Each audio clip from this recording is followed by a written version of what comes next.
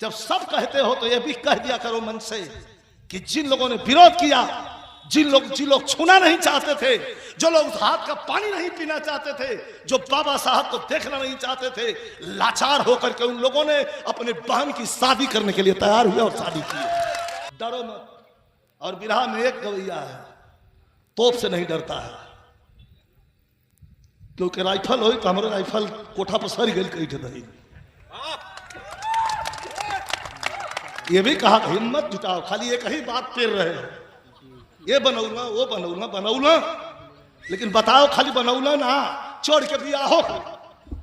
तैयारी हो तो कुल ओर से हो, अगर अभिनो है आषाढ़ो दिखावे के गुनो ना, बात हो तो यार पार हो, न तो आधा हाँ डरात रह के कौन रेल न ये काम ना। बिरहा के लिए कि हमारी बिरहा जिंदा रहे, हमारी बिरहा न मरे, क्योंकि बिरहा हमारे पूर्वजों की विरासत है। बिरहा मर जाएगी तो बाबा साहब भीमराव अंबेडकर का नाम मन से कौन लेगा, मैं सवाल करना चाहता हूं। बताओ कौन लोकगीत वाला बाबा साहब को याद करता है? 501 ये 5 लाख 10 लाख 11 लाख लेकर के बड़े बड़े कलाकार, चोटी के कलाकार मंच पर आते हैं। सुना है आपने कभी? कोई कमरिया गाएगा तो क्यों को सड़िया हरकत बा, क्यों को ढूंढिए खोदात बा। बाबा साहब को कलम ना खोसाला के बिरहा का कलाकार खोजता है। लंदन वाले को कहवालों के मुंह पर कालिख लगाया।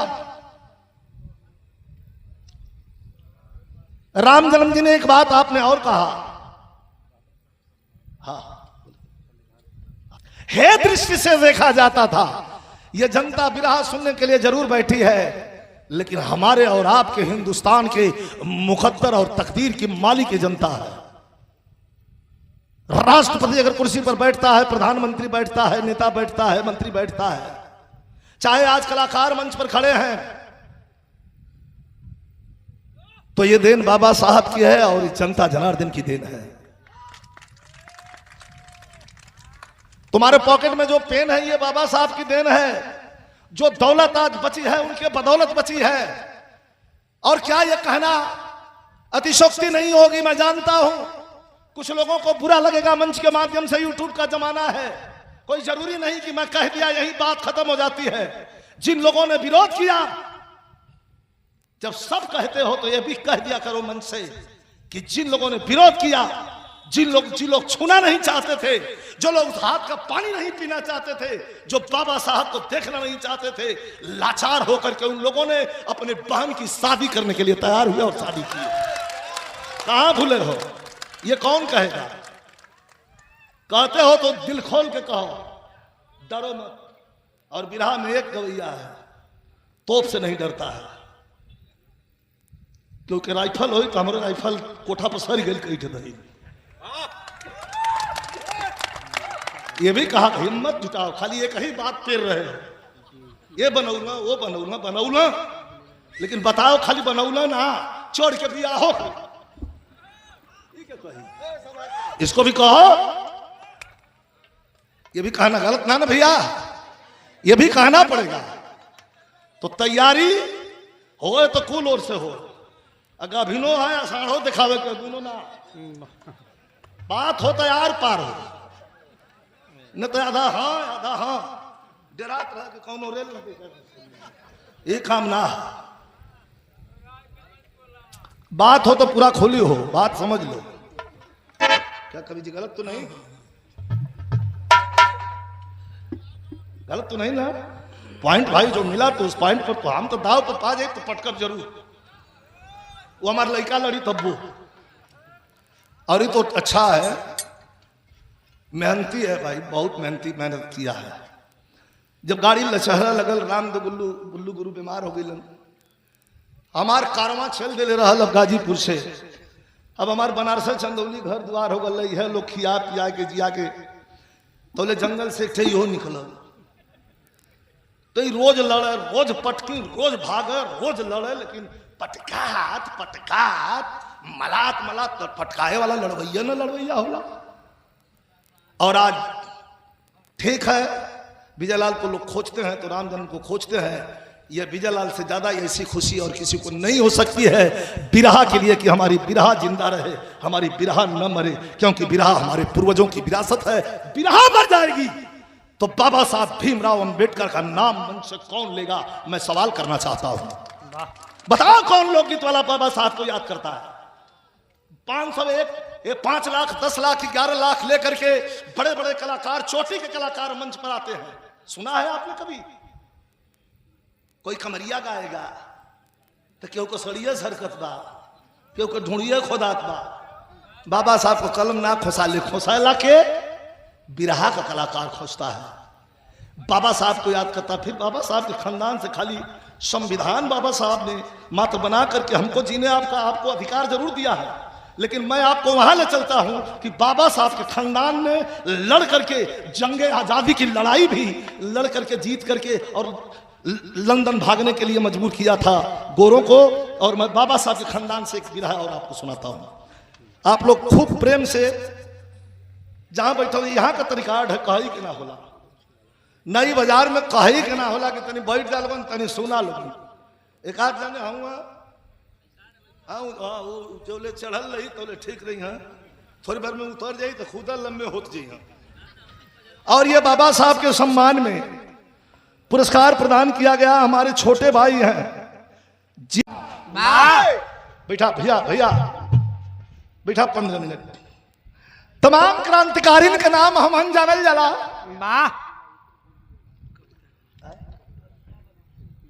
अच्छा, उनका हस्बैंड तू हुआ तो जीप का निकाल बेटा बेटा। कौन ऐसा बिरहा का शीर्षक, कौन ऐसा दलित था, कौन ऐसा दलित क्रांतिकारी था जो भारत नहीं अंग्रेजों के घर में घुस करके हिंदुस्तान का बदला लिया? सामंतवादियों के गाल पर जोरदार थप्पड़ मारने वाला वह बागी कौन था? बिरहा कम हमारे राम दोस्ताद का प्रसाद हो। हमारी कोशिश रही कि आप लोगों के बढ़िया लग जाए। तनी देखा कितना खट्टा मीठा अनुभव हो, लिखा वाला कितना बढ़िया बिरहा बांधल है। कैसे मास्टर?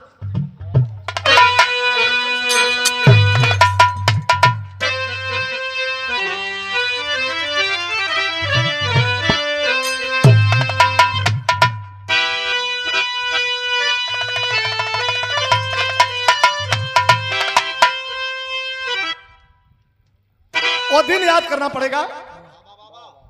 कैसे?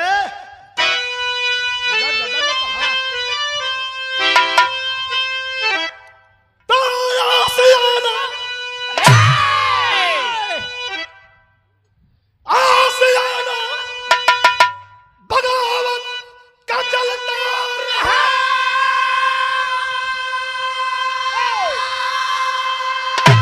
और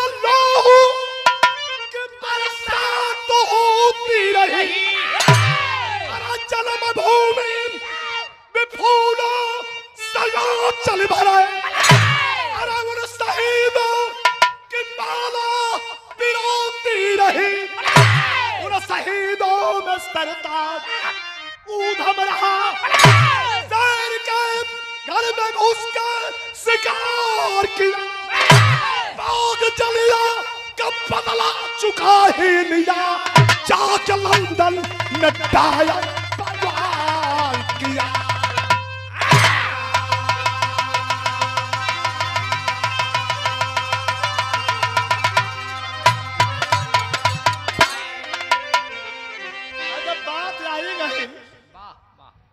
अब भैया बोला मत आ रहे पगड़ी वाले, बड़ा लंठवे यार, बैठ बैठ यार, बोलो मत, मेहनत लगता बेटा। एक बिरा खाली एक गा ले। आप लोग कोई बात तो आज एक दिन का काम पाए ना कि हमारे सौखल 4 ठोक चूहा बटोर लेके आल है। हमारे सौखा ने आज गाय का दिन फिर गावे के मिली कि ना मिली बात ना, यहाँ 4-4 महीना लाइन लगल है। मंच ऐसा हो के गावे के पड़ा भाव पर 500 रुपया पुरस्कार प्रदान कैलन हमारे भैया आदरणीय भट्टा मालिक कमलेश यादव जी, वाह वाह वाह। भैया के हमारे प्रणाम हो। कभी कहलन कि बाग जलिया का बदला चुका ही लिया, जाके लंदन में डायर पर वार किया। भैया कौन ऐसा दलित क्रांतिकारी था? दलित क्रांतिकारी, जात का चर्मकार चमार जी के लोग कह रहे, उधम और सिंह लिखा है। आज भी चलिए शीर के धरती पर परम संत शिरोमणि बाबा रविदास जी का मंदिर है। जितना यार से लोग आवल ना, ऐसे 4 गुना लोग अमृतसर पंजाब से आवल आते हैं ना। अगले साल माननीय राष्ट्रीय अध्यक्ष आए थे, हमारी ड्यूटी लगी थी वहां, मैं भी था वहां, तुम तो थे मेरे साथ। तो मैं पूछा वहां, जब स्टोरी उठा करके पढ़ा तो बड़े फख्र से एक बाबा थे, बड़ी बड़ी दाढ़ी रखे थे, अपना नाम कुछ ऐसा बता रहे थे, कुछ मदन सिंह ऐसा करके। लेकिन उनके पास बैठा तो बताने लगे कि हम लोग के समाज से आते हैं बाबा रविदास, और हमारे समाज के थे उधम सिंह, हमारे समाज के थे करतार सिंह। जब पूरी स्टोरी बताए तो मैं सोच में पड़ गया, अरे बाप रे बाप, टाइटिल में भी खतरा है। टाइटिल यार बिहार में भी अटपटा सटपटा लिखल, और लिखल राय, बिहार में हो यादव लिखल राय, भूमिहार लिखल ब्राह्मण, ऐसे ऐसे टाइटिल को बदल के लिखा ले। तो ये 500 पुरस्कार हमारे भैया प्रदान कैलन है। बाग जलिया का बदला चुका ही लिया, केहू के हिम्मत ना रहल। बड़का लोग जब रहलन समांतवादी लोग, कोई के हिम्मत ना रहल कि जलिया वाले बाग पर आवाज उठा दे। लेकिन उधम सिंह दलित समाज से आता था। जलिया वाले बाग में 7-8 वर्ष की उम्र में अपने बाप के संग गया था मेला देखने, सन 1919 के बैसाखी का मेला। लेकिन बारे हमारे राम दोस्त है, ये लाइन जब गावे तो मुहे मुहे बोले कैसे,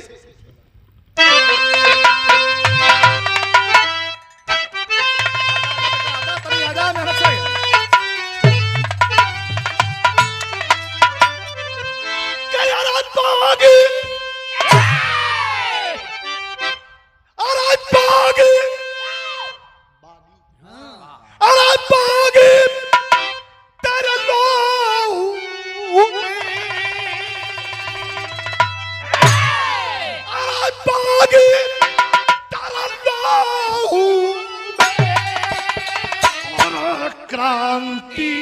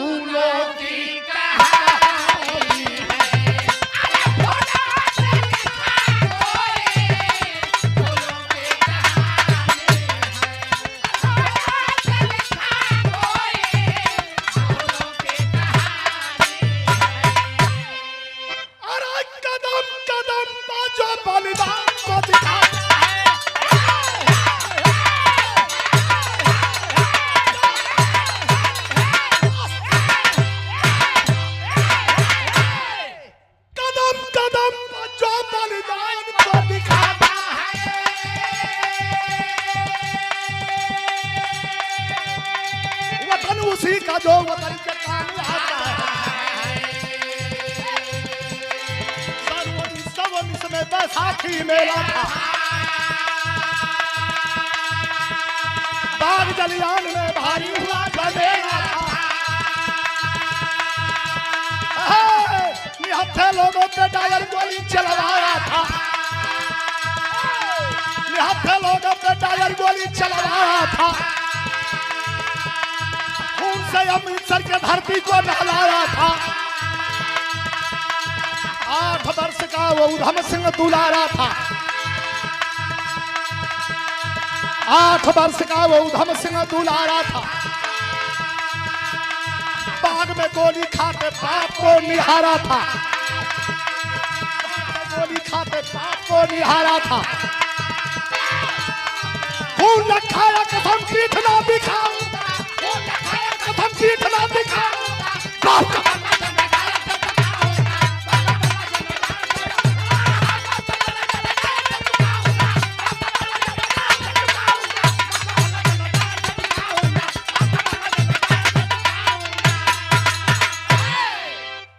बिरहा का रूप होला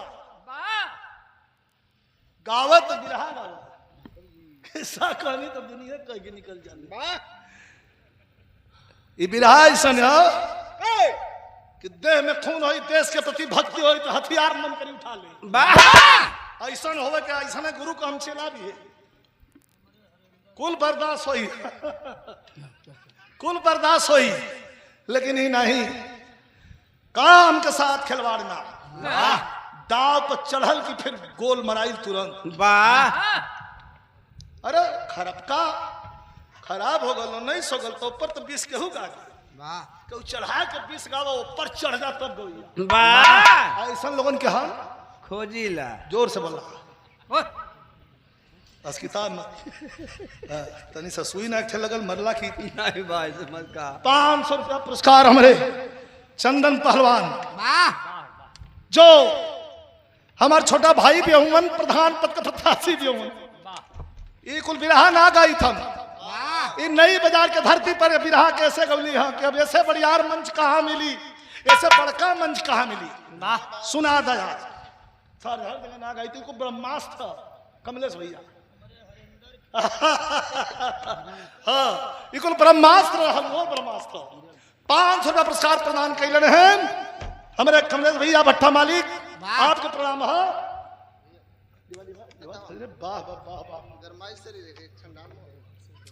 ठंड गरम गरम सारी ठंडा मत करा, जल्दी जल्दी करा। अरे वाह भाई फोटो ला हो। राधा कृष्ण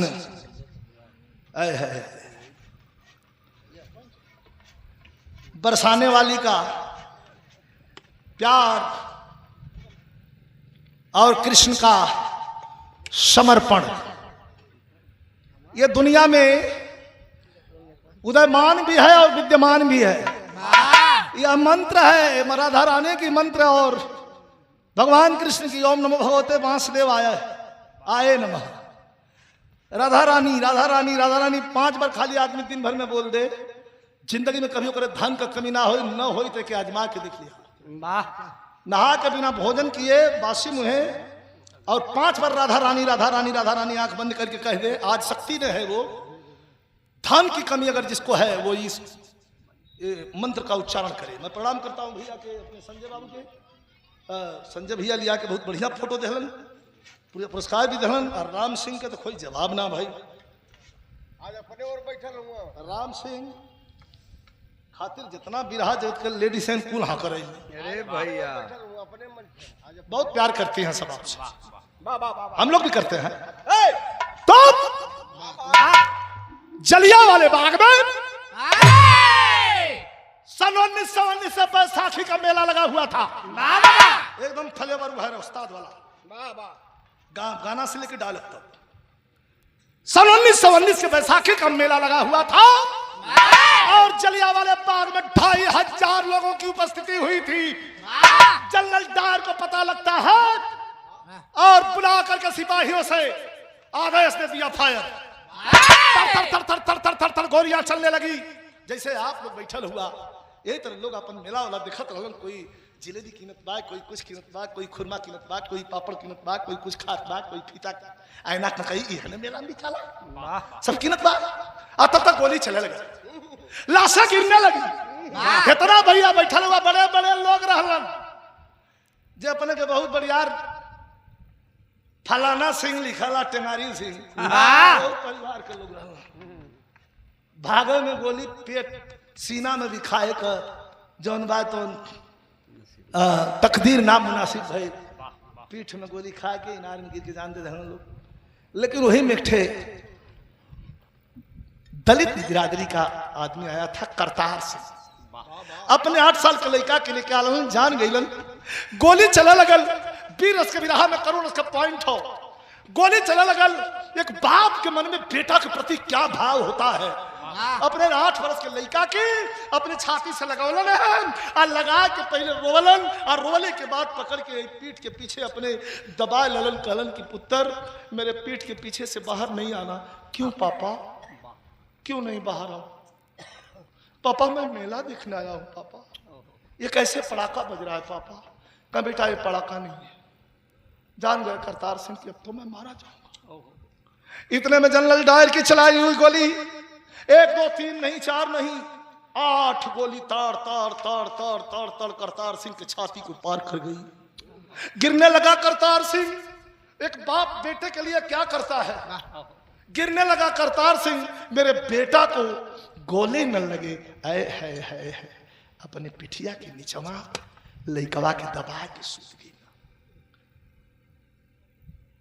गोली चलती रही, जब खूनी खेल खेल लिया हराम ज्यादा निकल करके जलियांवाले बाग से बाहर निकला।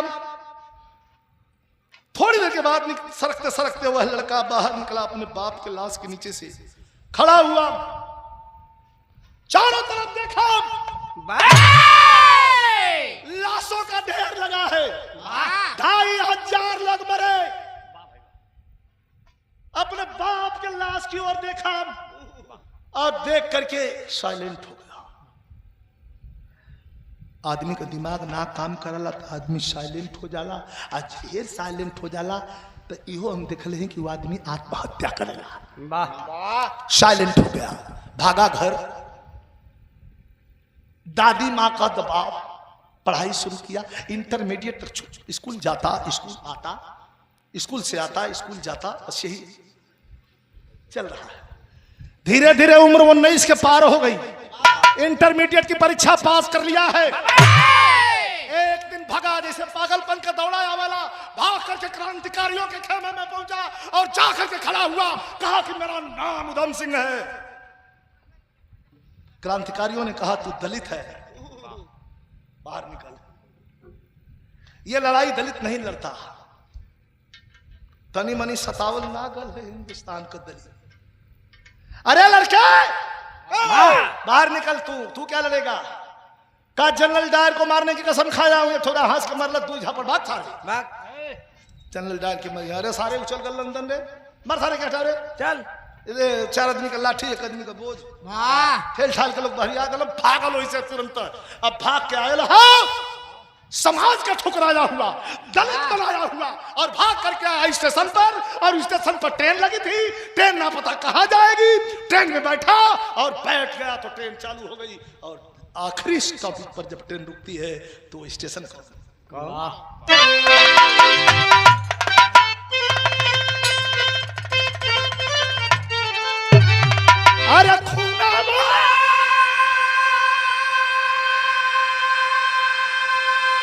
अरे खूनावा कब्यास्तल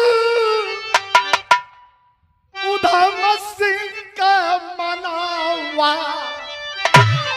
पीरावारी पीरावारी, अरे घूमत पहुंचा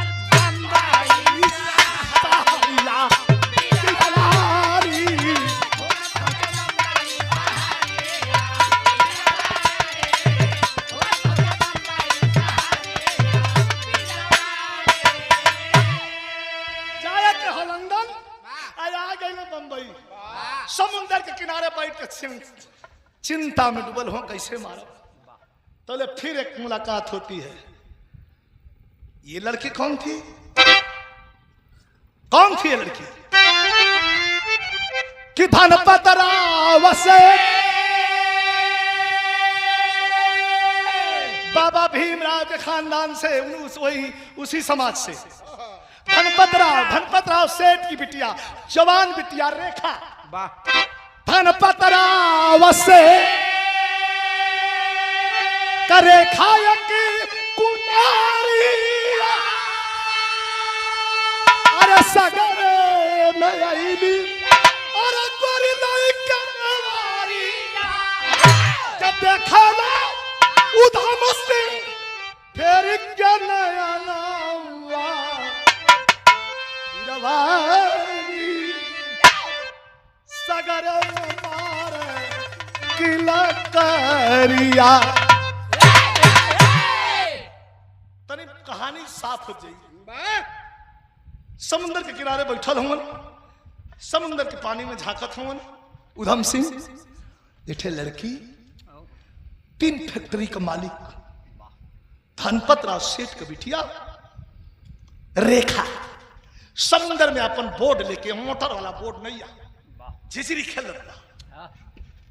आज जब समुंदर का बोर्ड लेके झिझरी खेलत बा तो 12 कवि उधम सिंह, अरे भाई जवानी हो 19-20 साल का पट्टा हो, समुंदर का पानी, पानी में नैया, नैया में लड़की और लड़की जवानी। तो कभी लिखत होन भाव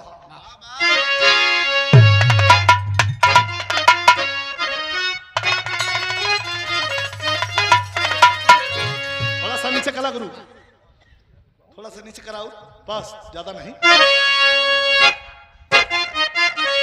ये मुहे मुहे गुरु जी का बरगावल चीज हो। वो पनिया में का लौका था क्या लहर मारे हो, लहर मारे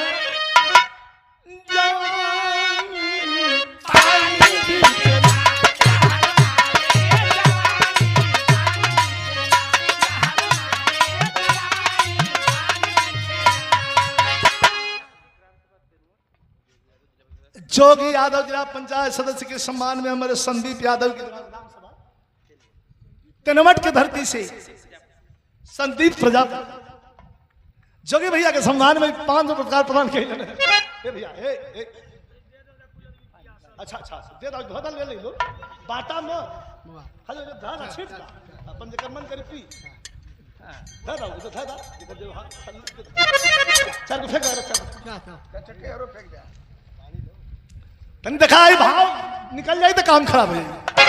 कि लहर मारे जवान पानी में जाए, पानी में जाए, पानी में खेला, अरे हम पानी में खेला, अरे हम पानी में खेला। क्या हुआ, क्या हुआ, क्या हुआ मौसम पानी पानी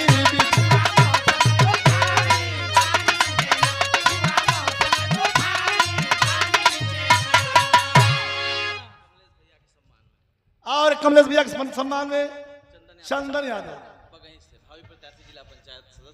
जिला पंचायत लड़बा, अगले बार लड़ा रही, ये बार भी लड़बा माल चुले रहा माल ठीक है ना तब ना कम फिर माल माल था माल बढ़ावा चला ठीक है। हमार बोले ही ना देता बात जाता अपन ठीक है, पैसा बदे ना कहते हमके मत दा, लेकिन लड़े बदे आजकल के चुनाव पैसा को हम अपने बदे ना कहते कि तो हम तो के कहते कि चुनाव लड़बा तो एक जुटौले रहा बलिया में नारा चलत रहो। अरे नारा बलिया में लगल दारू मुर्गा नेताजी हारू आजकल का नारा चलल पता कि ना। ये बलिया में गल एक दिन गावे राम जन्म चुनाव के पीरियड रहल, देहाते में हमार ड्यूटी लगल रहल, गईली भैया दोपहरिया को भेटल, हम कहले का हो का स्थिति बा, कहा कि भाई पूछा मत, दाम है तारू है, नेता बहुत जुझारू है। 4 गांव में यह काम करे भाई, दाम भी है और दारू है, नेता बहुत जुझारू है। हम कहें वो प्रत्याशी के का हाल है, बेटे बुढ़ऊ कहना कहना कि न दाम है न दारू है, नेता झाट उखाड़ू है।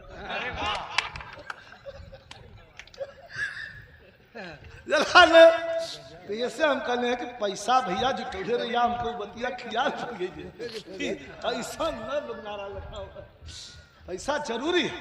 आजकल के चुनाव पैसा गल, पहले आदमी व्यक्तित्व तो अपने क्रेज पर लड़ा, अब कमलेश भैया पैसा का चुनाव पानी ठीक है, दाम है और पानी है, इस पर बैठावे दाम है और पानी है, नेता में बहुत रवानी है, सही है ना।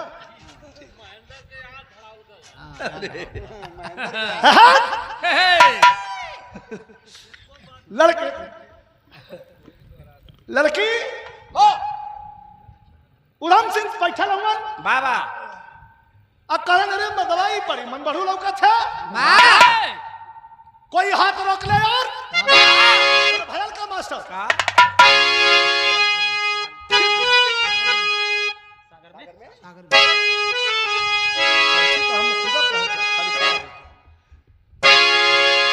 कि सागर मेरे कटु बली नेवरिया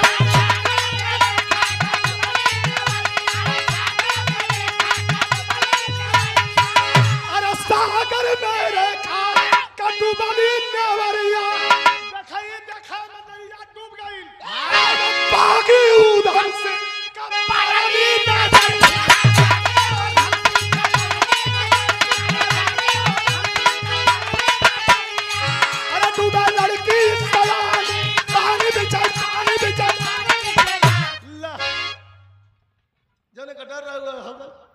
किनारे पौधम सिंह लड़की समुद्र के पानी में नैया लेके बोर्ड लेके खेलत हो आ तो लेका एक ज्वार भाटा आयल नैया पलट गई वाह वाह अरे अरे अरे अरे अरे अरे किनारे बैठल हो मन सोच दिखा भाव दिखा शानदार आदमी बदे भाव वाह वाह ए लड़के मनोज देखो सिटी ना देखे मन सोच रहा है उधम सिंह मन सोच रहा है उधम सिंह लड़की को बचाने जाऊंगा डायर को कैसे मारूंगा जब बीच में डुबकी खाऊंगा मनवा में अपने सोचा था कि तो डूबे लगल अगर के बचावे जा अगर डूब गई तो डायर के कैसे मारू वाह वाह फिर बागी दिल ललकार कहा फिर बागी दिल ललकार कहा वीर जो हिम्मत हारोगे एक लड़की नहीं बचा सकते तो डायर को कैसे समुंदर के थोड़े से पानी में एक नन्ही सी जान को नहीं बचा सकते हो और टायर को मारने का ख्वाब देखते हो थू छी है तुम वाह वाह चटकूट पड़ा है उधम सिंह इंसान का हृदय दो भागों में बटा है वाह वाह एक अलिंद दूसरा नील है एक सकारात्मक एगो नकारात्मक एगो कहला हो एगो कहला ना तो जवन जौने पहाबी होई तो उन्हें करवा देना वाह झटकूट पड़ा है उधम सिंह लोग देख रहे हैं लड़की डूब रही है झटकूट पड़ा है उधम सिंह ने लड़की को पीठ चढ़ाया है खा करके थपेड़ा लहरों का उधम किनार पर लाया है पी के पानी वानी फूल के नक्शाई गई रही है झोंटा पकड़लन है और पकड़ के वो खींचत खाचत किनारे पर ले अलन है और जब किनार पर ले अलन तो एक तरफ लड़के के सुला दिलन लेकिन कभी बारे कवि जी स्वर्गीय गुरु जी आपके चंदौली के मोहम्मदपुर के चंद्रिका कवि जी हम बचपना हमारा इतना बड़ा हम रही तो हमके लिख लिख के गीत ने इतना बड़ा रही कथा 3 में 4 में पढ़त रही कलकत्ता में तो लिख लिख के गीत उनका लिखल लाइन हो कि एक तरफ लड़के को सुलाते हैं और दूसरे तरफ मूर्छित होकर के और बालू के रेत पर उधम सिंह गिरते हैं और जब ही गिरते हैं तो कवि की लेखनी कहती है क्या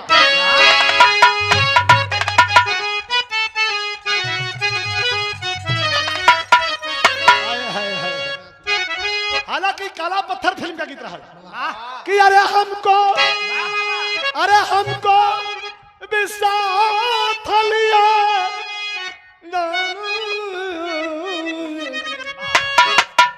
जब जाना विदेश एक राम दोस्त का दोस्ताद गौलन कि नहीं जोना क्या छैया वाला दोपहरिया बिताई लेकिन एक तरफ लड़के गिरल हो एक तरफ उधम सिंह गिरल हो कभी कहत हो क्या सोया अरे सोया सूरज कवरी विमलयक ओरिया जोरिया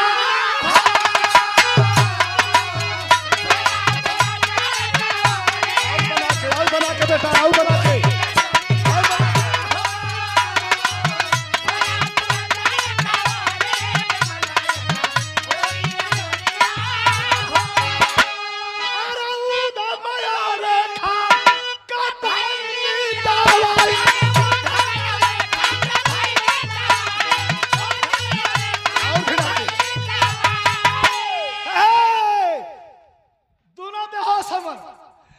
लड़की के बाप के पता चलल के धनपतराव सेठ के कि अरे उधम रे था कब भाई ने आई दौलत पिया सलबा तेरा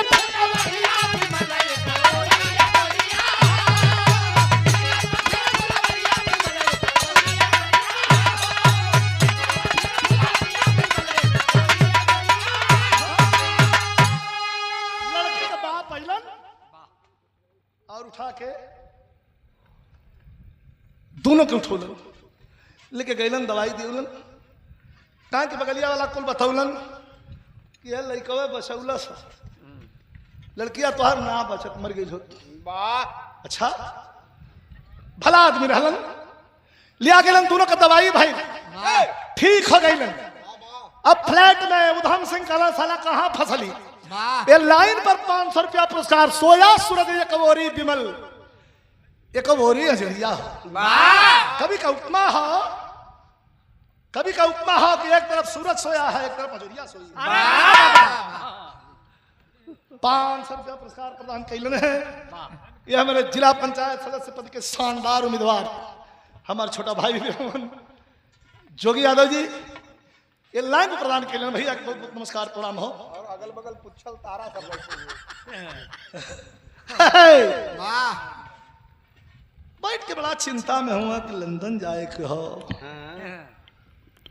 दुश्मन के मारे के हो आंख बड़ी बड़ी भइल हो आंख में आंसू हो उधम से कहना ये कहाँ फंस गई लड़की का मतारी बड़ा क्रिटिकल पॉइंट हो बिरहा बहुत सुन ले हो आप लोग बिरहा न सुन लिया जो कहानी न सुन ले मृत हो जो सुन ले हो वो सुन ली वो लड़की का मतारी चल गई शॉपिंग करे मार्केट करे कुछ घरेलू सामान खरीदे और लड़के का पिता चल गए फैक्ट्री घर में लड़की अकेली हो रखवा लड़के के मन में प्रेम का बीज अंकुरित हो गया प्रेम का बीज कैसे सोचा थे वाह कि जिंदगी बचौलन ही तई जिंदगी अभी नहीं कहो समुंदर के पानी में से न छलने हो तो मर गल हो आज अब जी गई नहीं तई जिंदगी नहीं के सेवा में बिता दे भी नहीं से मांग अपन बरवाई यह सोचा था मन में बालकनी में बैठ के अखबार पढ़त हो वाहे गुरु दी खालसा वाहे गुरु दी फतेह यह अपन रटत हो का करी वाहे गुरु दी खालसा वाहे गुरु दी फतेह यह रटत हो तले लेके पहुंच गई चाय चाय लेके पहुंचे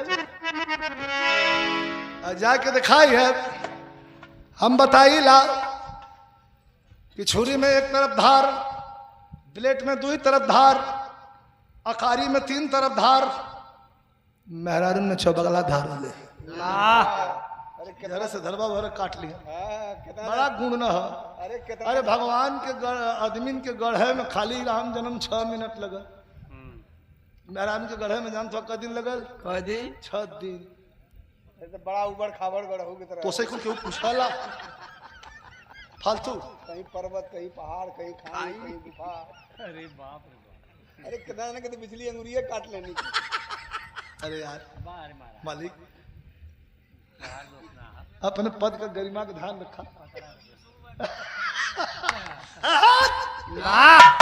हाँ सुना सुना चाय लेके पहुंचल दिखाई है ये एक ठे जादू है राम जनन बात गलती ना कहत है चुमौल ले जा गाल में बाहर गलती ना भा बकरी है घास चबाते हैं वो लकड़ी चबाए लगते तू तो सोचा नहीं हुआ अनाज खाती है बाद ना ना किया लेकिन अब थोड़ा हम हमेशा फॉलो कैले हुआ देख के चलल हुआ हमारा थोड़ा ध्यान रखा कि हम कैसे रहिला हाँ दुनिया खराब का है लेकिन दुनिया के नजर में तू खराब रहा अपने काम ऐसा कर रहा कि दुनिया का मुंह बन गया भाई ना बुढ़ऊ मत बनवा हमारे साड़ू तिरिया अब भाई 2 दांत रोपत हूँ तू इनका दंतवा टूटले से कहला दिखा बुढ़वन में भी जवानी आ गई वही तो रोपत हूँ बछरू 2 दांत लेते हुए देख देख 50 किलो का बोरिया उठा तो छोटका भाई हुआ भाई कमवा अब फर्क की बात कि 50 किलो की बोरिया उठाओ तुम अब तो खाली 3 पाव का करता है में हालत खराब पुरस्कार प्रदान कैलन बहुत बहुत प्रणाम साड़ू भैया के सभी के प्रणाम में लड़की गई रहा और चाय का प्याला लेहलस उधम सिंह बैठल हुआ अखबार पढ़त हुआ और जाके वही खड़ी हो गई तो चाय दे दो कि चाय पीला वाह यह देखा त्रिया को धीरे से काने में कहलस का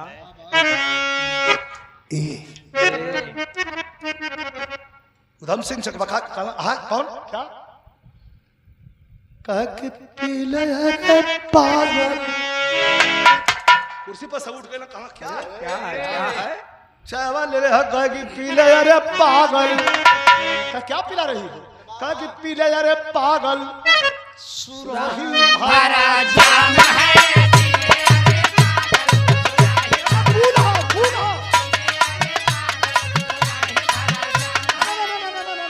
पीले रे पागल सुराही भरा जाम भरल सुराही का शराब हो दहिया के बताओ बतला तौले धीरे से दहिया तोड़ के कहलस कि मेरे पहलू में उधम सिंह जान गए कि अब भगवान अच्छा हमार करो कहा कि मेरे पहलू में मधुशाला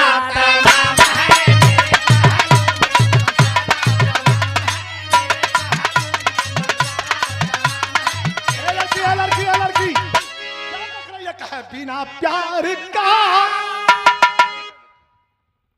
क्या खोल के बात कहे बिना प्यार का अरे कोई जीवन नहीं है ये सही कि बिना प्यार का कोई जीवन नहीं है प्यार भर जिंदगी का दुनिया में नाम है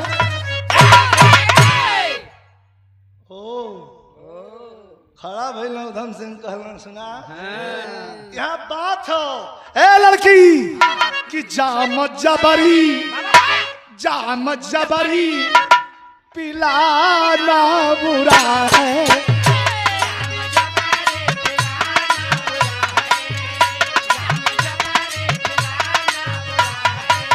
अरे बिना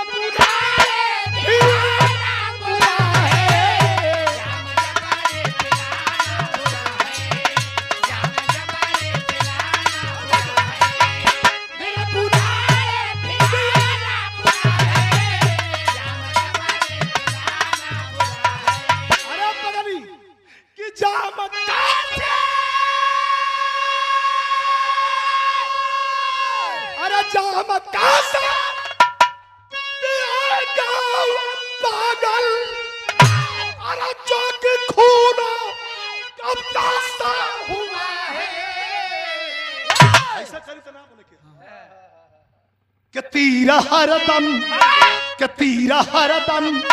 चला पूरा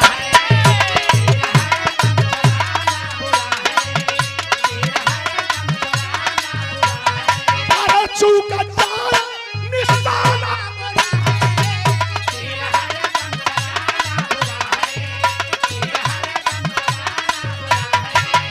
चूका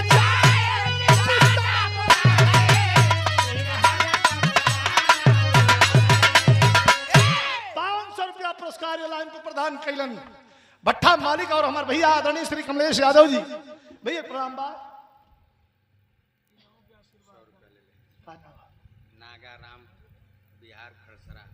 बिहार खड़सरा नागाराम कैमूर ना दुर्गावती थाना सोच के भेज देना और ठीक है ना अरे भाई आगे लगते हैं 100 रुपया हमको दिला जा बहुत बहुत ये असली सम्मान बैठ जा बहुत सुंदर इनमो कई किस्म को होला जब बेधा लगी तो बैठा ही नहीं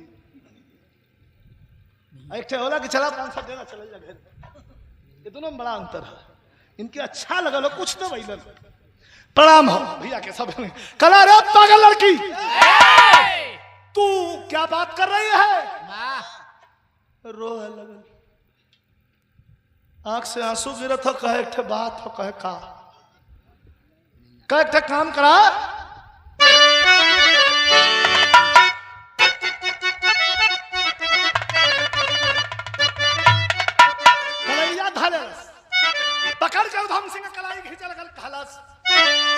कलश की नैया कि नैया की जनी तोड़ा गवार पिया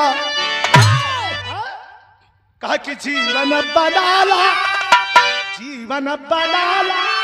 अरे करा हमसे शादी जीवन बनाला अरे करा हमसे शादी कहा कि दिल पर ना छोड़ा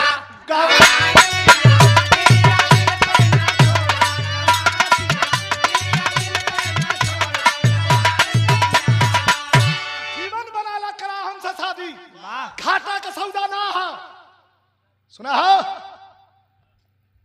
500 रुपए का पुरस्कार प्रदान किया गया है हमारे बड़का भैया भट्टा मालिक आदरणीय श्री राम प्रवेश यादव जी आशीर्वाद दे लेने विजय बैठ जाओ भाई एक बार को प्रणाम बाका बिया कला हमसे घाटा में न पड़बा 3 फैक्ट्री का मालिक है कोई और भाई बहन नहीं पीट पड़बा करो लालची रहा तो लप दे हो जाए अपन गोबर बांध दे हम निकल न कल धर्म हो बनावत खा तू बनाओ कोई मेरे को हंसा लगल करे पगली सुन हमार बियाह हो गल लड़की का झूठ एकदम झूठ का कैसे झूठ कब यहाँ बाबू हमार पूछलन तो उनसे कहला कि शादी नहीं हुई है मैरिड हूँ इतने पर तुम्हारा बियाह गलत झूठ बोला था हमसे कहला रे उनके पूछा का तरीका अलग रहल पागल हमार शादी हो गई हो का गलत मत बोली हा अगर सही बोलबा तो घर में पूजा वाले घर में जौन बा गुरु ग्रंथ साहिब रखले वही पे हाथ था के बोलता कि तोर बियाह हो गया कर लिया करो गुरु ग्रंथ साहब था गुरु ग्रंथ पर हाथ अब लड़की चकमकाए लगल के बाप रे बाप अब भाई हमारे माई से कहलन के बियाह नहीं भइलो बाबू से कहलन के बियाह नहीं भइलो मतलब गुरु ग्रंथ साहिब पर हाथ रख के कसम खातों के बियाह भइलो तब कवि जी लाइन चेंज कैलन फिर अंतिम निष्कर्ष की ओर भगल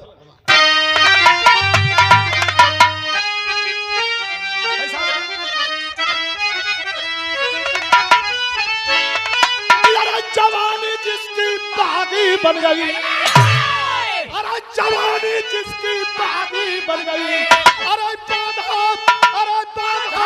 सर पे कफन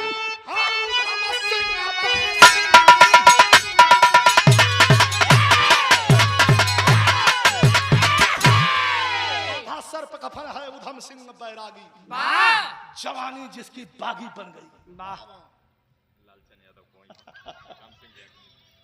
और हमारे छोट भाई बिरहा के बड़े प्रेमी हमारे लालचंद भैया लालचंद यादव जी कवई पहाड़पुर से हमारे राम सिंह भैया के बड़ा मित्र हूँ अजीज हूँ हमारे भी दोस्तों भाई हूँ बहुत बहुत धन्यवाद कल ब्याह होगा कहे ना मंगती रोवे लगा लड़कियां ना ना मानो झूठ बोल सुबह कहा हम अपने मेहरारू का नाम बता दे मान जी भी कहा बताओ बताओ बताओ कैसे बताओ मास्टर मेहरारू का नाम हो उधम सिंह बता तुम अब आप लोग अचंभित हो जाइए कैसे टपट के बोला उधम सिंह बैरागी सुंदर फांसी से हो गई रेखा हमारी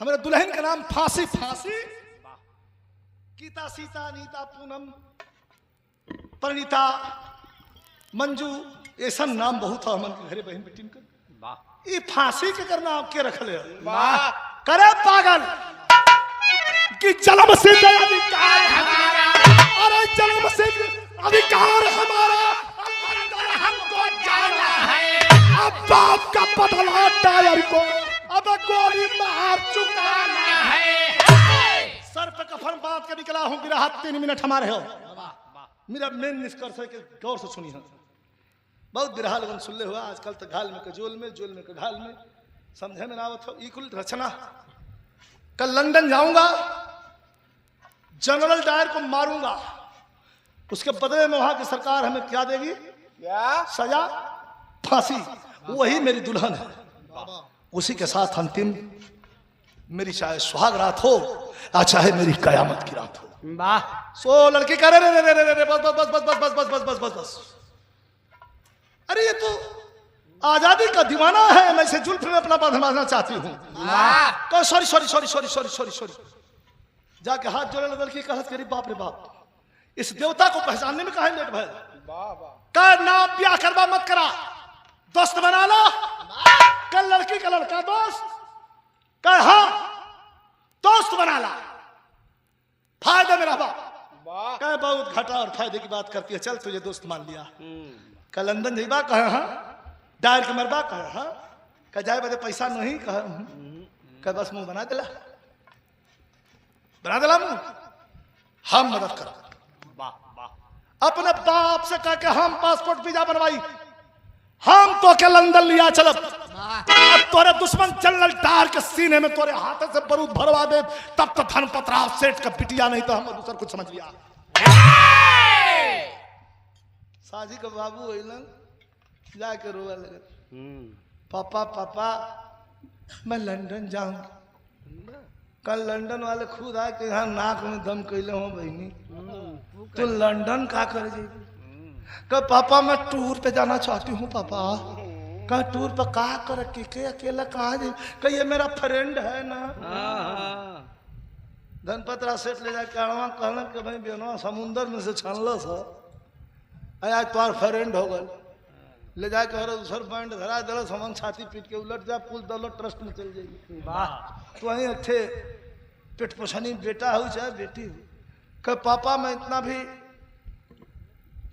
बुद्धि विहीन नहीं हूं क्या हमें कोई उलझा दे फंसा दे। वाह। दोस्त मानते हूं, इसे समझने का मौका मिलेगा। धनपतराव सेठ समझ गए कि मन ही मन लगता है कि मेरी बेटी इस नौजवान को चाहने लगी है।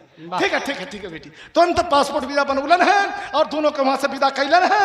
काफी रुपया पैसा लेके और जब फ्लाइट में बैठे है तो भाव मास्टर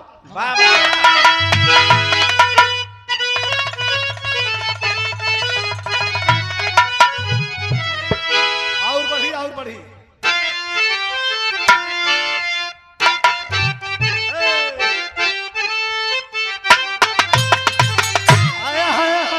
कि चले भाई उधम सिंह जोड़ के सनहिया,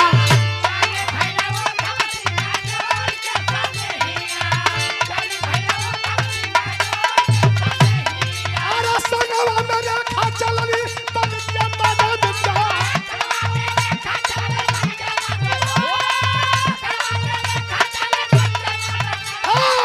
लंदन में आके तू न करला बयानवा,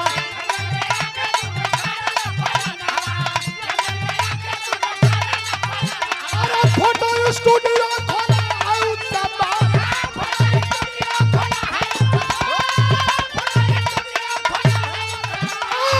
एक दिन पलल एक बार पा नजरिया,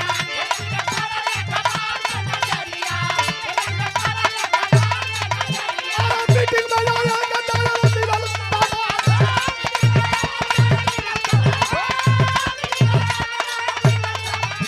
बाबा लगा सिंगरवा सजले बाबा बुनी।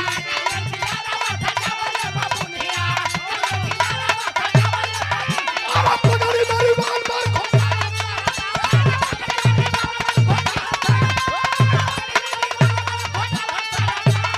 मंचवा पे आके डायर बोलल बाबा चलिया।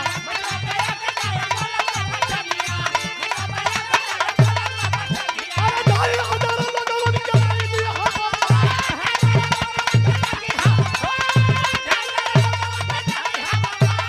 लाल होई गई ने उधम सिंह का नजरिया।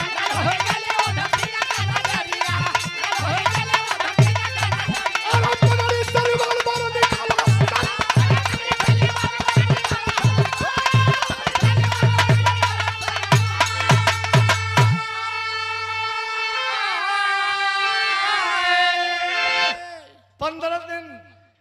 लंदन के एक किराए के रूम में बिता था। तब तक एक अखबार आया, द लंदन न्यूज। स्पष्ट लिखा हुआ था ऊपर कि बगल वाले ग्राउंड में जनरल डायर का भाषण है। भैया आवाज धीरे धीरे धीरे धीरे धीरे धीरे। बगल वाले ग्राउंड में जनरल डायर का भाषण है।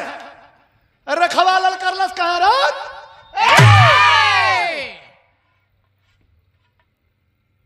खाली दिन भर पिस्तौले में तेल दे। ये देखा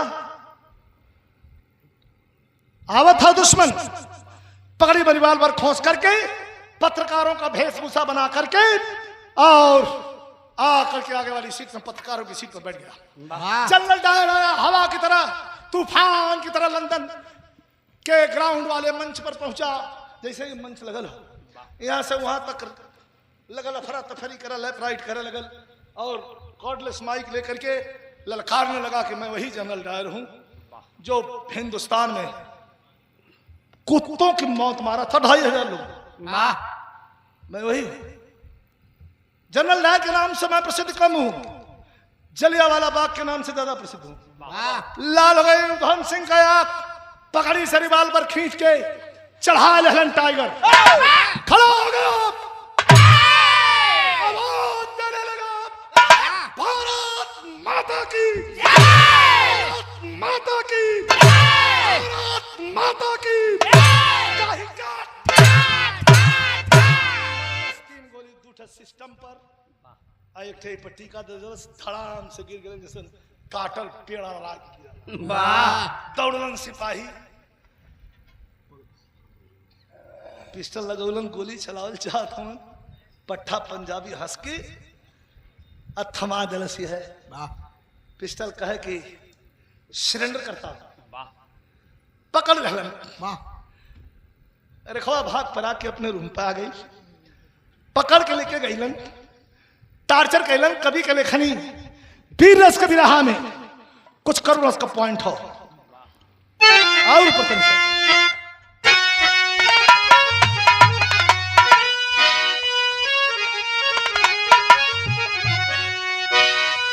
मेरा बच्चा है बहुत सुंदर कलाकार और हमारी कमाई जब तब पूरा हो जाती है कमलेश भैया कि इन बच्चों को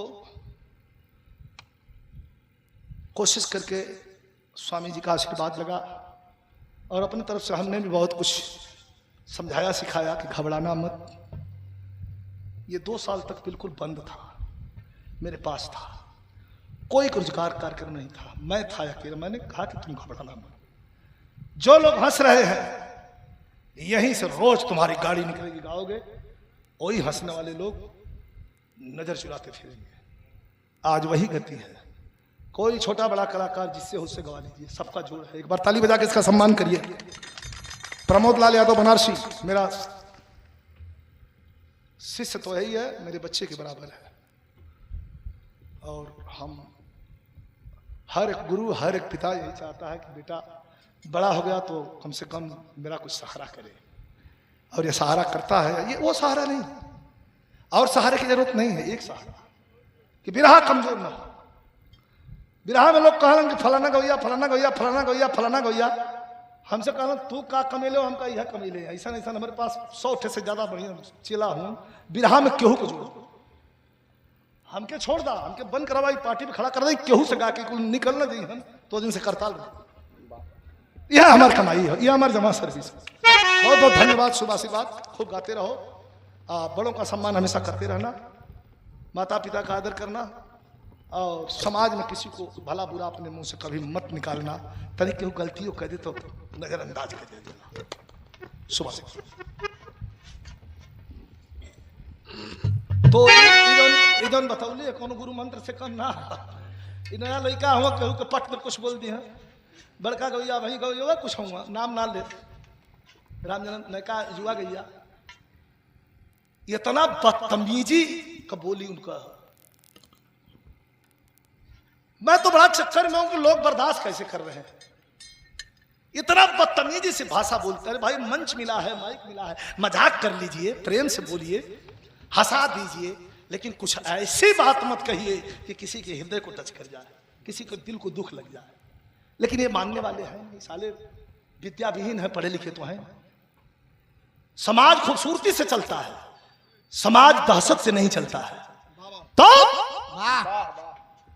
पकड़ करके और उधम सिंह को अंतिम लाइन है तने आनंद लेला पकड़ के बैठाला उनके हो कुर्सिया पर बैठ जा का उनको हेरा गल बैठ के बैठ के बतियाला जो बतिया तो हाँ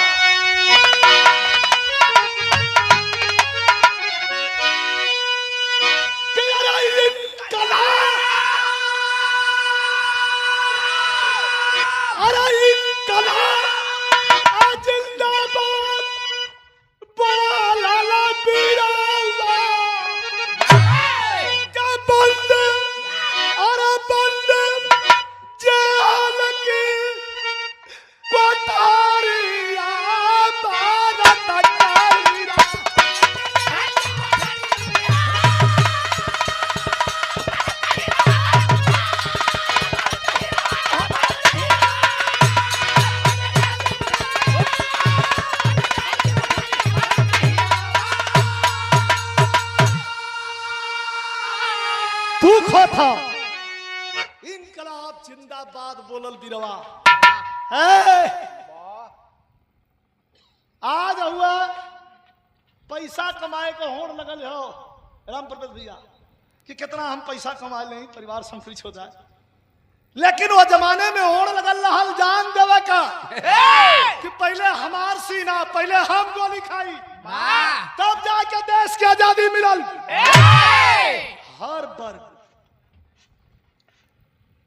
इसमें जाति की बात तो करना मत, हर वर्ग दलित से लेके अल्पसंख्यक तक पिछड़ा से लेके आदिवासी तक अपने अपने ढंग से हर लोगों ने लड़ा तब देश आजाद हुआ। काल फांसी होने के हाँ सवेरे 12 बजे जेलर आज पहुंचा, चेहरे पे चमचमाहट है। बताया गया कि 65-66 किलो वजन था उधम सिंह का। अब 50 किलो का लोहे का जंजीर डाल के गले में, हाथ में हथकड़ी, पांव में बेड़ी बैठावल रहल। अब पढ़त रह गुरु ग्रंथ तो बोले अंग्रेज पहुंचल करे आंख में आंसू आ गल, रुमाल से अपन आंख पूछे लगल के रे तू कितना सोडा पुत्र है रे। सोडा पुत्र मतलब तू कितना सुंदर लड़का है। पंजाबी भाषा है, पंजाबी भाषा समझत हुआ ना समझता तने से जो रोकत है। हमार गीता त्यागी के बिहार है पंजाब अमृतसर, तो हाँ जलियावाला बाग के निकट 20 किलोमीटर पहले बिहार हल गीता त्यागी से हमार। तो पहले बार हम जाते रही अमृतसर गावे, गीता त्यागी भी अपन पार्टी लेके आगे आगे पीछे पीछे हमारे पार्टी वाला बड़ा चलाक देखा में लोग को थोड़े काटे में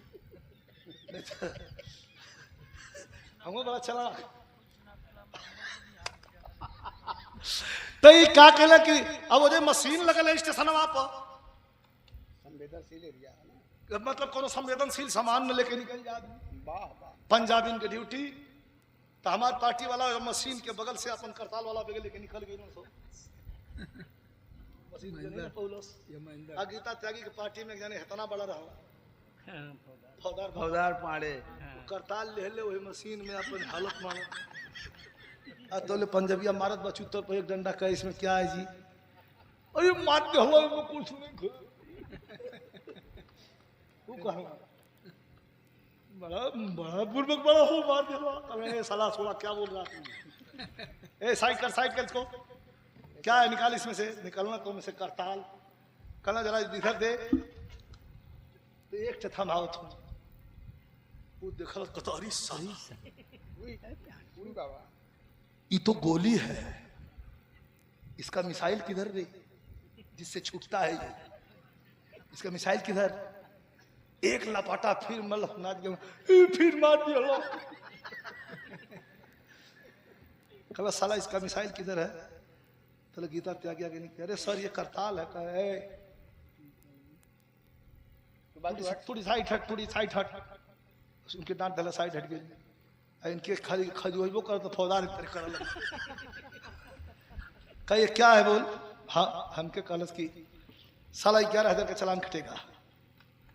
अले गीता त्यागी कहने की नेताजी हमका कहला कि 13,000 के बिरहा है, 11,000 के चालान कर दे, झुमका झाला बेची के घरे जाए कुछ हमको तब कहना आप कुछ लगाओ जा, कहना हमको डर लगत से फौजदार पिटाल हम दो पड़ा का आज जहाँ मार देखी ला हम होना चाहिए तो क्या हम बता दें साफ अपन हमारे से कमी है, मारपीट हो जाए तब हो जाएगी, मारपीट हो थे तो मैं खूनों से हो जा तो हम ना जाए, तब तो हो थे मैं हम ना कर जाए। अब फौजदार के गुलसाहा था गई नहीं, अब धीरे धीरे छिपा बचत जाते जाते पहले तो जय हिंद मरनी, सलूट जय हिंद सर, तुसी कौन हमके, तुसी कौन मतलब तुम कौन, हमका सर मैं सिंगर गायक हूँ, ये जो आप हाथ में लिए हो ये प्रकसन, ये इसे ऐसे बजाते हैं इसको, ओए बजाते हैं जरा बजा के दिखाना जी, लेके झमक कोई स्टेशन पर जब 2 हाथ बजौनी तब तो सार का आंख उलट गई। कहो जी तुझे कैसे हमका सिखा दे, तो सिखा दे बैठा हमका सिखा दे ले चलो, लेकिन 7,000 रुपए से कम नहीं लगेगा, पैसा ना छोड़ कहता तू आ गया बजा दिया तो हम तुमको इनाम में छोड़ दिया 4,000 7,000 तो लूंगा। गीता त्यागी ने हमका तू हूँ तन बजावा, एक तू हाथ हुआ ऐसे बजौनी कहनी ए साइड कर इसको नहीं बजाने आता तू बजा, इसको ले चले कि लान में गवाएंगे। नहीं लान ना कहना कोनो चीज पर लगा तक हम कहनी सर बगलिया सिपहिया से कहनी सर हम लोग गाने बजाने वाले हैं सर छोड़ दे, कहता हो जसवीर कहता हाँ, कहता तुसी छोड़ दे यार ये सब गाने बजाने वाले हैं, हाँ ये सब गान बजाने वाले हैं मतलब बिल्कुल गाना बजाना वाला हूँ, भाषा अलग है। ओ जसवीर कहा हाँ तुसी छोड़ दे सब गान बजाने वाले हैं, तो आए लोग घर कहता है ओ प्रामा मैंने भाई, हम कहा हाँ भाई, कहा तुसी गान बजाने वाले ये लेडीज हमका असली तो गान यही तो ज्यादा हो जाती है, असली तो वो बजावे बड़ा कहने के बाद गीता त्यागी बिरहा में इकलौती गायिका भाई, मैं मजाक नहीं राम जन्म सुनो, अब मजाक था मजाक कर दिए, लेकिन गीता त्यागी बिरहा में इकलौती गायिका भैया, उसने इतना जम करके झूम करके और समाज को बांध करके गीता त्यागी ने जो गाया, 1 लाख कोई आ जाए 1 लाख लेडीज हैं, एक गीता त्यागी के बराबर नहीं हो सकती। एक बार गीता त्यागी के नाम पर ताली बजा देना आप लोग, लेकिन समय समय की बात है पवनी जी ऐतिहासिक मंच है,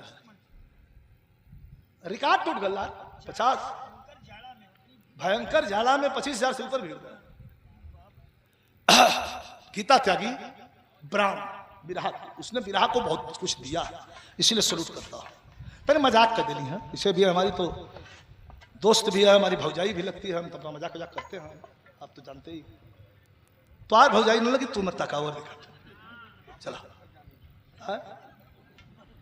तू तो जितना लेडीज है पुलन के भौजाई कह के फिर परला का करीम छुट्टी दे नहीं, हमेशा दुष्टपना करला तू सुधर जा नहीं तो जान जा डरा में भरा तू। इनकलाब जिंदाबाद बोलल बिरवा को नौटंकी ना हो, बंद जेहल के कोठरिया भारत के हिरवा आ के जब तुम जेलर पुछलर जवान गुरु ग्रंथ साहब के प्रणाम करत खास की जी सर क्या तुम्हें डर नहीं लगता, क्या किस बात का डर, करे मौत से नहीं डरते हो बाबा, मौत से कौन डरता है, मौत तो हमारी शहजादी है। किसी से मिलना चाहते हो, अंतिम इच्छा क्या कहा, क्या जेलर पूछा उधम से अंतिम इच्छा कहो दीवाना, कहा कि मेरा जनाब कि राखे बस तू भारत में पहुंच जाना, करब रखावा से दीदारिया भारत का दुनिया में कोई नहीं हो। अंतिम लाइन है भैया, हमारे तो दोस्त थे रेखवा, वो है मैं यहां तक पहुंचौलस है वही से भेंट कर चाहते। वाह रेखा को बुलवाया गया, रेखा आती है, निकाल दिया गया बाहर। कहा क्या चाहती हो? कहा कि अपने हाथ से सिंदूर दे के जाया। कहा नाम मत लेना कि अब मैं हाथ से सिंदूर दे दे और कल ही अब विवाह हो जाएगी। तैयारी बनल है, आज वह सिंदूर दे दे कल ही अब विवाह हो जाएगी। कहा कौनो कायर कपूत भणुआ के बीबी बनने से बेहतर हो। यारी जहां मांगे वहां चाहिए, करुण रसहित नाम चाहिए। बुढ़ी हो गई सवाद नहीं पाई। करो कायर कपूत भणुआ के मेहरारू बनले से नहीं खाओ। ज्यादा सर्विस भी हो गई है ना राम जन्म, सर्विस भी ज्यादा 40 30 35 40 पर आदमी रिटायर हो गए, आदमी 40 पार करते। थोड़ा सा रास्ता तो कभी कहीं दिखावे के पड़ा।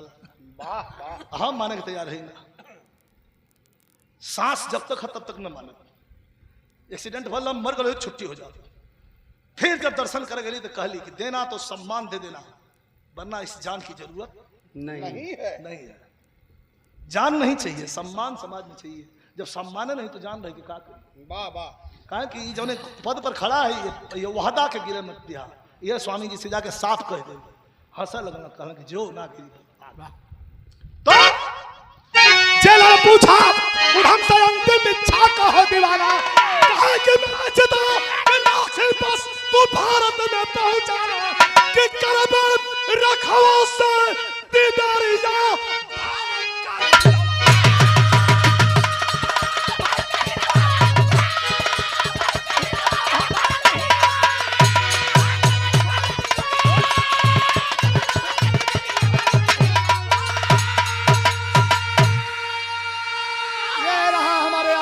स्वर्णिम इतिहास। और ये रहा हमारे देश के दलितों की लड़ाई।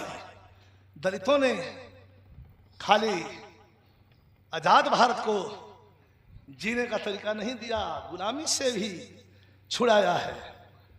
उधम सिंह भी इसी पिछड़ी जात से था, जिनका परिवार आज भी सीर के धरती पर आकर के संत शिरोमणि बाबा रविदास का भजन कीर्तन करता है। 500 रुपए का पुरस्कार हमारे कमलेश भैया भट्टा मालिक, हमारे बड़का भैया प्रधान कल भैया के प्रणाम बा। वहीं से 4 घंटे के बाद जवान की लाश फांसी पर झुलाने के बाद दे दिया गया। और ला करके चिता को जला करके और अस्थि लेकर के पहुंचती है पंजाब में क्रांतिकारी जवानों के साथ। वही अस्थि लेकर के पहुंची तीर्थराज प्रयागराज इलाहाबाद। चंद्रशेखर आजाद राजगुरु सुखदेव के हाथों द्वारा जवान उधम सिंह की अस्थि को गंगा जमुना सरस्वती के धार में विसर्जित किया गया। ये हमारे आजादी का और भारत का स्वर्णिम इतिहास है। गुरु बिहारी गुरु गणेश गुरु रामलाल ललकारे बच्चन कहते कभी चंद्रिका जवानी जैसे के पानी भर गई। रामदेव रामदेव इधर राम हर देश भक्त फौला।